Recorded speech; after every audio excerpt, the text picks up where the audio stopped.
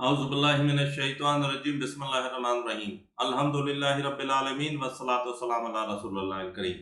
Rabbi इश्रह ली सदरी व यस्सिर ली अमरी वाहलुल उक़दतम मिन लिसानी यफ़क़हू क़ौली। अस्सलामु अलैकुम व रहमतुल्लाहि व बरकातुहू। मेरे प्यारे इस्लामी भाइयों और बहनों,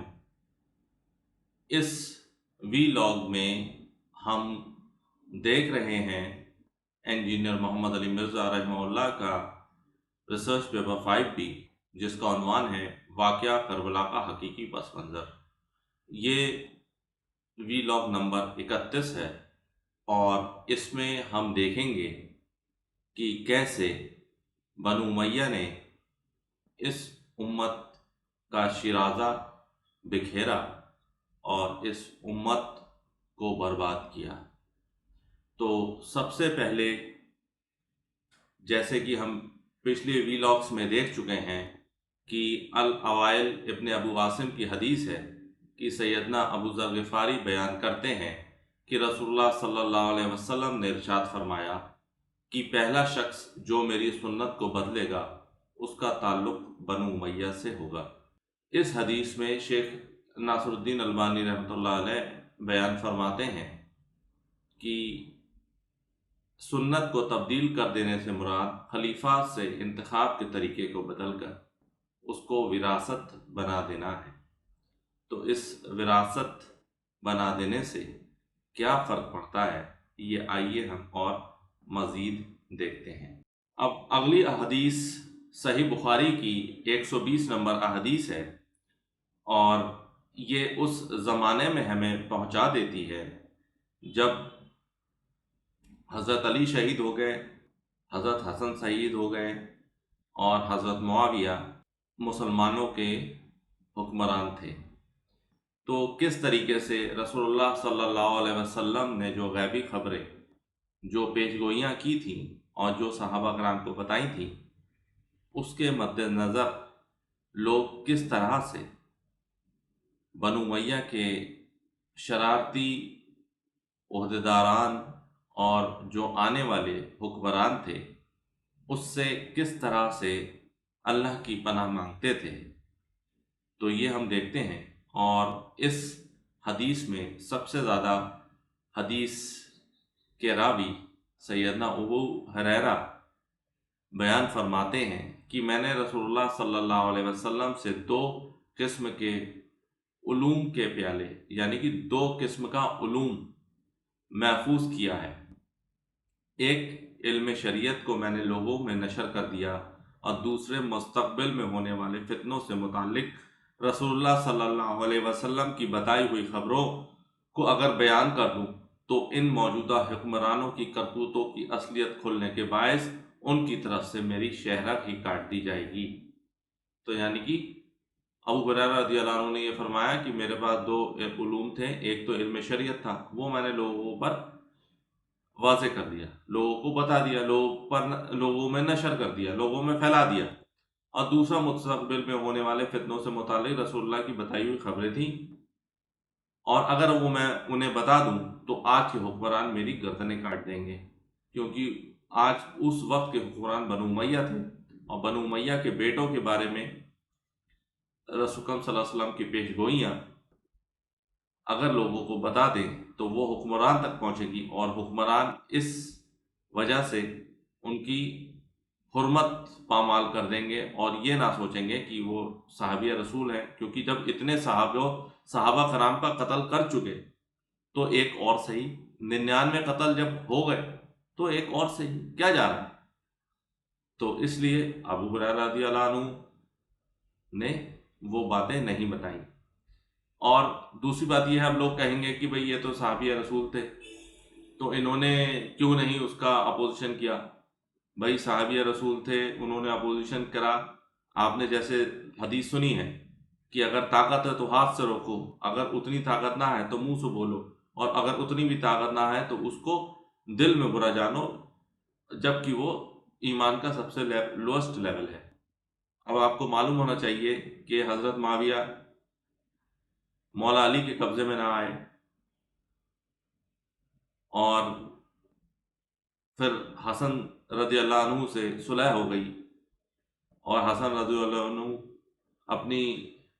حکومت سے، اپنی خلافت سے دستبردار ہو گئے، تو جب ایسا ہو گیا کہ جب چیف مولا علی اور حضرت حسن ہی جب دستبردار ہو گئے اپنی حکومت سے، تو یہ ابو ہریرہ رضی اللہ عنہ کس کھاتے میں رہتے ہیں،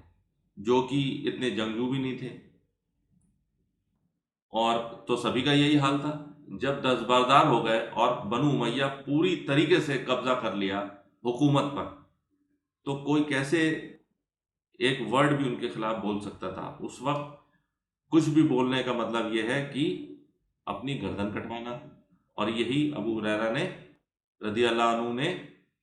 ہمیں اس سے بتانا چاہ رہے ہیں کہ اگر میں اللہ کے نبی صلی اللہ علیہ وسلم کی پیش گوئیاں بھی بتا دوں تو بھی یہ میری گردن کاٹ دیں گے۔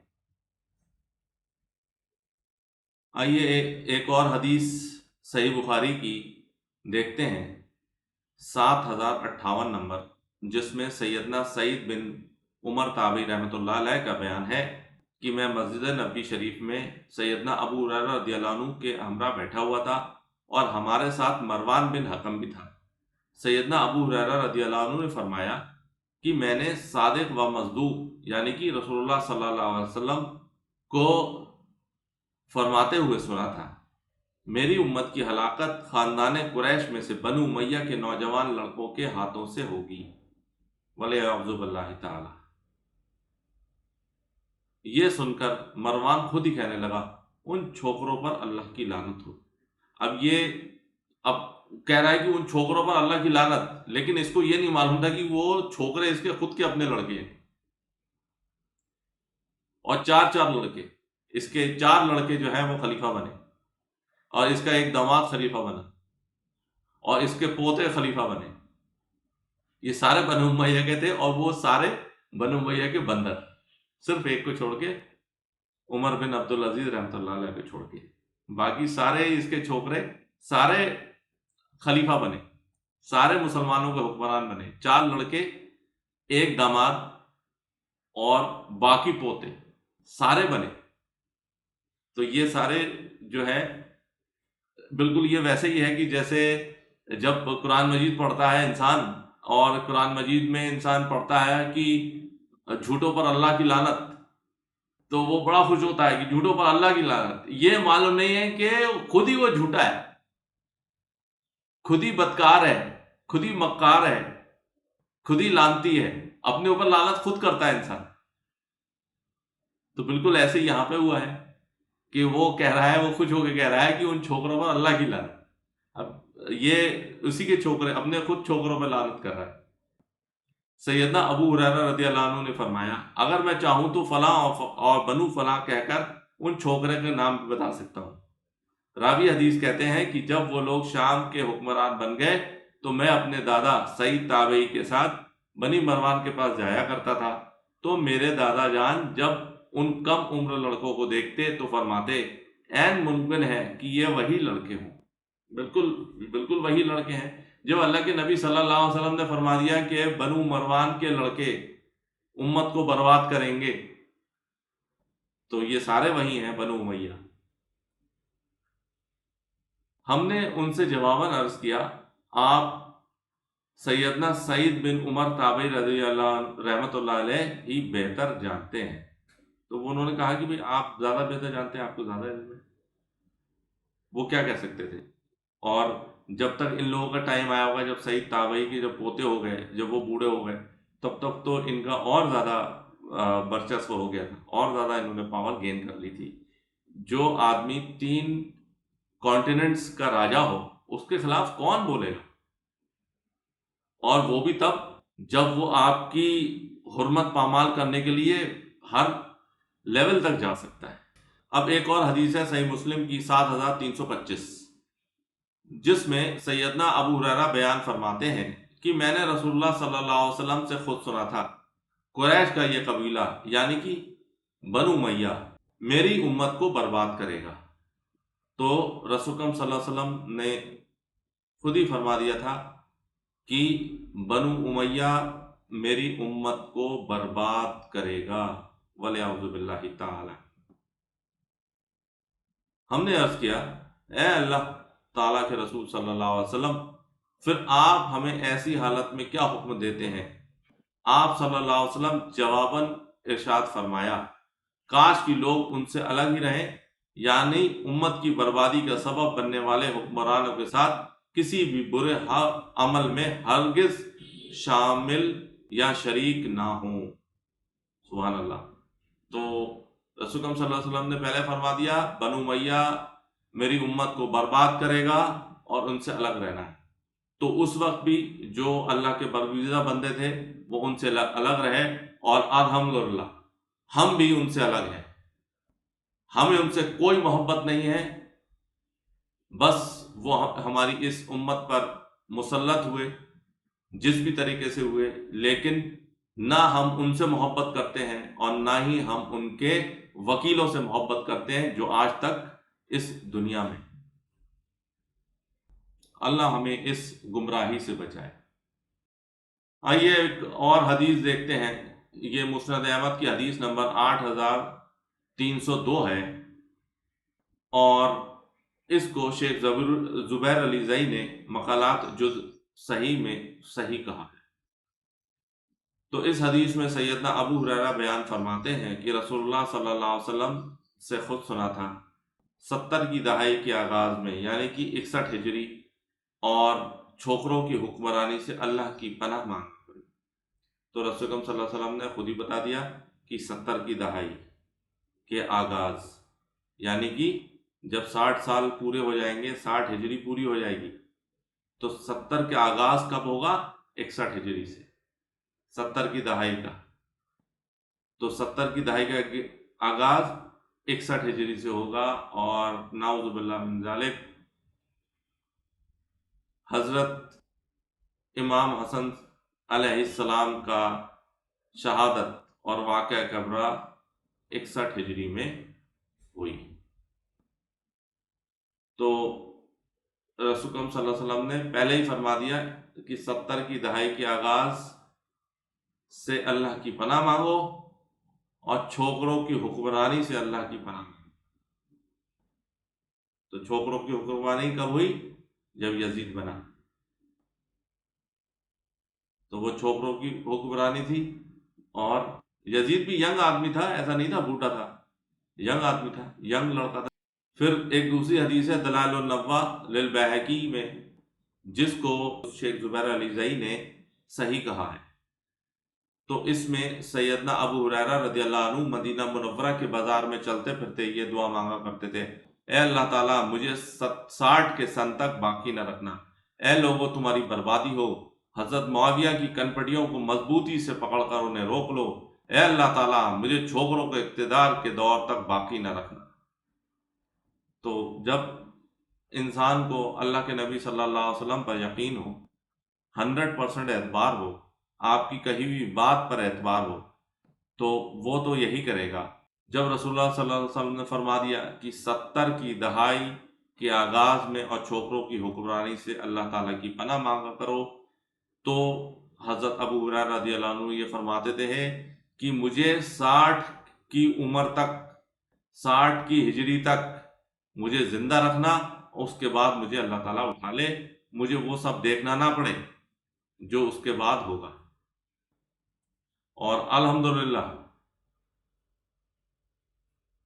سیدنا ابو ہریرہ رضی اللہ عنہ کی وفات 60 ہجری میں ہی ہو گئی، اللہ تعالیٰ نے ان کی سن لی، اور انہوں نے یہ بھی فرمایا کہ جو معاویہ بن ابی سفیان رضی اللہ عنہ کر رہے ہیں انہیں وہ کرنے سے روک لو جو وہ کر رہے ہیں۔ تو اتنی بڑی یہ کوئی چھوٹی بات نہیں ہے، یہ اللہ کے نبی صلی اللہ علیہ وسلم یہ ساری خبر ہمیں دیکھے گئے ہیں، اور تبھی ہم اتنے رسوخ سے بولتے ہیں کہ جو معاویہ رضی اللہ عنہ نے کرا وہ بہت ہی غلط کیا، اور انہی کی وجہ سے اس امت میں بگاڑ آیا، اور ایسا بگاڑ آیا ہے کہ امت ابھی تک سنبھل نہیں پائی ہے، اور ابھی تک کھنڈت ہے، چھن بھن ہے، فرقوں میں بٹی ہے، گروہوں میں بٹی ہے۔ اب دوسری حدیث ہے مسند ابی یعلا میں 6430، اور اس حدیث کو شیخ حسین سلیم اسد اور شیخ ارشاد الحق الاشری اور شیخ زبیر علی زئی نے مقالات جز 6 میں صحیح کہا ہے۔ اس حدیث میں ہے کہ سیدنا ابو ہریرہ بیان کرتے ہیں کہ رسول اکرم صلی اللہ علیہ وسلم نے خواب میں دیکھا کہ گویا حکم کے بیٹے یعنی حکم جس پر رسول اکرم صلی اللہ علیہ وسلم نے لعنت فرمائی تھی، اللہ کی لعنت ہو اس پر، اور کیوں فرمائی تھی؟ کیونکہ یہ اس کا بیٹا، یہ اور اس کا بیٹا مروان جو بعد میں مسلمانوں کا حکمران بنا، یہ حکم رسول اللہ صلی اللہ علیہ وسلم کی نقل اتایا کرتا تھا، مطلب رسول اکرم صلی اللہ علیہ وسلم کی میمیکری کرتا تھا۔ یہ نعوذ باللہ من ذالک، یہ مردود شخص، تو اس کا ایسا شخص جو رسول اکرم صلی اللہ علیہ وسلم کی میمیکری کرتا ہو، اور اس کا بیٹا مروان، اس کے بارے میں ہے کہ مروان بن حکم اور اس کی اولاد آپ صلی اللہ علیہ وسلم کے منبر شریف پر اچھل کر چڑھتے ہیں اور اترتے ہیں، مطلب اس کے بیٹے اللہ کے نبی صلی اللہ علیہ وسلم کے منبر پر بیٹھے ہوئے ہیں، یعنی کہ مسلمانوں کے امیر بنے ہوئے ہیں، مسلمانوں کے بادشاہ بنے ہوئے ہیں۔ یہ خواب دیکھنے کے بعد آپ سخت طیش یعنی کہ غصے کی حالت میں آ گئے اور ارشاد فرمایا، میں کیا دیکھ رہا ہوں کہ حکم کے بیٹے یعنی مروان بن حکم اور اس کی اولاد میرے منبر پر بندروں کی طرح اچھل کود کر رہے ہیں۔ سیدنا ابو ہریرہ رضی اللہ عنہ کا بیان ہے کہ اس غیبی خبر ملنے کے بعد وفات تک آپ صلی اللہ علیہ وسلم کبھی مطمئن اور مسکراتا ہوا نہیں دیکھا گیا۔ تو یہ کتنی مشکل بات ہے اور کتنی غم دینے والی بات ہے رسول اکرم صلی اللہ علیہ وسلم کو، کہ رسول اکرم صلی اللہ علیہ وسلم نے اپنے سب سے دشمن، اپنی نقل اتارنے والے کے لڑکوں کو اپنے منبر پر بیٹھے دیکھا، اور وہ صرف منبر پر ہی نہیں بیٹھے بلکہ مسلمانوں کے حکمران بنے۔ تو جب ایسے لوگ مسلمانوں کے حکمران بنیں گے جن پر اللہ تعالیٰ نے اپنی لعنت کی ہوئی ہو، تو وہ کیسے اس امت کے لیے مفید ہو سکتے ہیں؟ وہ تو بگاڑ ہی پیدا کریں گے۔ یہ حدیث پڑھ کر آپ اس بات کا اندازہ لگا سکتے ہیں کہ رسول اللہ صلی اللہ علیہ وسلم کو یہ غیبی خبر جان کر کتنی زیادہ دکھ ہوا ہوگا کہ ایسے شخص جن کو 40 سال پر نبوت ہوئی، آپ کی بعثت ہوئی 40 سال پر، پھر اس کے بعد آپ نے 23 سال جد و جہد کی زندگی گزاری، 13 سال بعثت کے بعد مکہ شریف میں اور 10 سال مدینہ شریف میں، جس میں آپ کے گھر کے کون کون ایسے نہیں تھے جو شہید نہ ہوئے؟ حضرت حمزہ، حضرت جعفر، اور بھی بہت سے انصار اور مہاجرین احد کی لڑائی میں، بدر کی غزوہ میں، تبوک میں، مطاع میں، حوازن میں اور فتح مکہ پر۔ تو جب اتنے لوگ شہید ہوئے اور ان گنت غزوات میں جس میں آپ صلی اللہ علیہ وسلم نے اس امت کو کھڑا کرا اتنی محنت سے، اور آپ کے بعد 30 سال تک آپ کے خلیفہ راشد نے اور دیگر مسلمانوں نے اور صحابہ کرام نے اور اہل بیت نے اس امت کو سینچا ہو، لیکن ایک شخص کی وجہ سے یہ امت خلط ملط ہو گئی، اور اس کے ناخلف جانشین جن کو رسول اکرم صلی اللہ علیہ وسلم نے تشبیہ بندروں سے دی ہے، انفیکٹ ان کو تشبیہ اللہ تعالیٰ نے بندروں کی دی ہے، تو وہ لوگ جب اقتدار میں آ جائیں گے تو ایسی امت کو جس کو اتنا محنت لگا کے بنایا گیا ہے، سینچا گیا ہے، اس کے اپنے نبی کو جب یہ پتہ چلے کہ میری امت کا یہ حال ہوگا کہ اس کے ممبروں پہ بندر اچھل کود کریں گے، تو سوچئے ان کے دل پر کیا گزری ہوگی۔ اور اسی وجہ سے اللہ کے نبی صلی اللہ علیہ وسلم کو اس خواب کے بعد کبھی بھی لوگوں نے مسکراتے ہوئے یا ہنستے ہوئے نہیں دیکھا۔ آپ غمگین رہتے تھے، اپنی امت کے بارے میں سوچتے تھے کہ میری امت کا کیا بنے گا اور کس طریقے سے اس میں بگاڑ آئے گا۔ اور انہوں نے صحابہ کرام کو اس طریقہ سے پھنسایا، بنو ہاشم کو، اہل بیت کو اس طریقے سے پھنسایا کہ بیچارے کچھ نہ کر سکے۔ اور جب اس طریقے کا بگاڑ آیا ہے تبھی واقعہ کربلا ہوئی ہے، اور تبھی مولا حسین علیہ السلام ان بدماشوں کے خلاف کھڑے ہوئے۔ تو اگلے لیکچرز میں ہم مزید دیکھیں گے کہ کیا واقعات پیش آئے، مزید اور کیا بگاڑ آیا کہ جو واقعہ کربلا ہوا انشاءاللہ۔ سبحانک اللہم و بحمدک، نشہد ان لا الہ الا انت، نستغفرک و نتوب الیک، وما علینا الا البلاغ المبین۔ جزاکم اللہ خیر۔ السلام علیکم ورحمۃ اللہ وبرکاتہ۔